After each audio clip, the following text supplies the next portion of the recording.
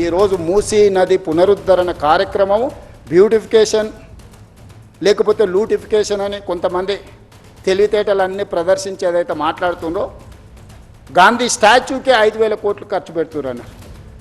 Hardly we are spending for Gandhi statue 70 crores maybe, I don't know exact calculation, 70-75 crores. ముందుకెళ్ళడానికి సూచన చేయండి. ఏ పేదవాడికి అన్యాయం జరగని, ఏ పేదవాడిని నిరాశ్రయం చేయ, ఇలాంటి తప్పుడు ప్రచారాలు కొంతమంది రాజకీయ నాయకులకు ప్రయోజనం ఉండొచ్చు తప్పుడు ప్రచారంతో.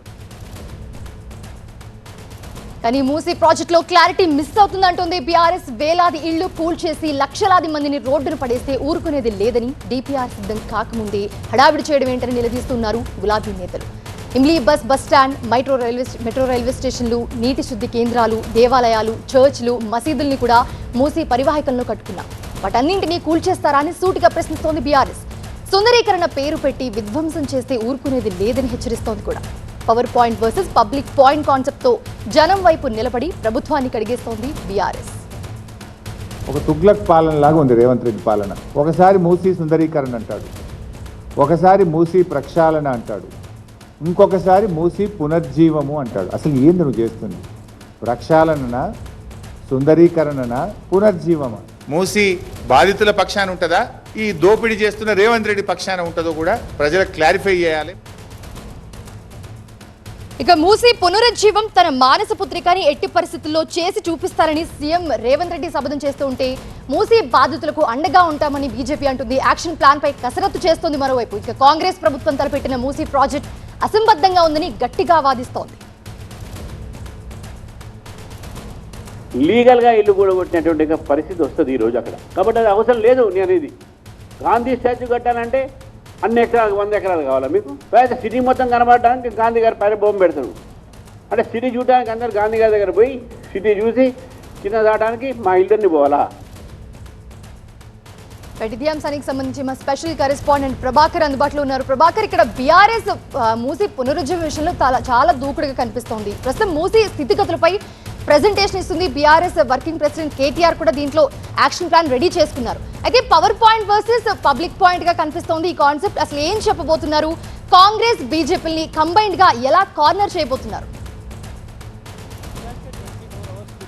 సాయంత్రం 6 గంటలకు సీఎం రేవంత్ రెడ్డి ఒక పవర్ పాయింట్ ప్రజెంటేషన్ ఇచ్చారు. పవర్ పాయింట్ ప్రజెంటేషన్ తర్వాత తాను మాట్లాడారు.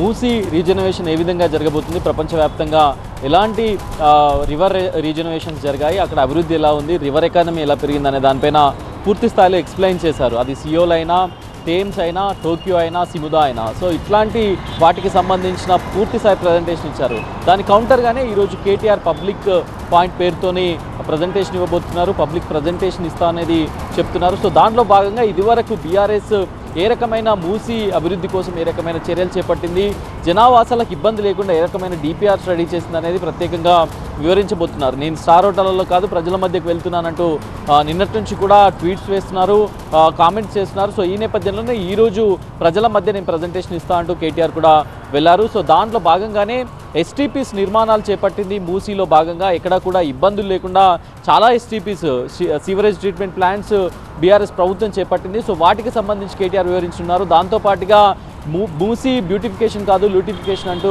చాలా రోజులుగా కామెంట్ చేస్తూ వస్తున్నారు. అది ఏ రకంగా ఉండబోతుందనే దానిపైన కూడా వివరించబోతున్నారు. దాంతోపాటు నిన్న సీఎం చెప్పిన మొత్తం ప్రజెంటేషన్లో దాదాపు 6,000 నుంచి 7,000 కోట్ల బడ్జెట్ ఈ మూసీ రీజనరేషన్కి అవుతుంది అనే ప్రాజెక్ట్ మొత్తాన్ని కూడా వివరించారు. సో దీనిపైనే కౌంటర్ చేయనున్నారు ప్రధానంగా. సో రెండు పార్టీలు కూడా పోటాపోటీగా ప్రజెంటేషన్స్ ఇస్తున్నాయి. అటు బీజేపీ కూడా యాక్షన్ ప్లాన్ రెడీ చేస్తుంది. ఇంకా బీజేపీ అయితే తమ ప్రజెంటేషన్ బయటపెట్టలేదు. బట్ కొద్దిసేపట్లో కేటీఆర్ ఇవ్వబోతున్న ప్రజెంటేషన్ ఏ విధంగా ఉండబోతుంది అనేది అయితే చూడాల్సి ఉంది.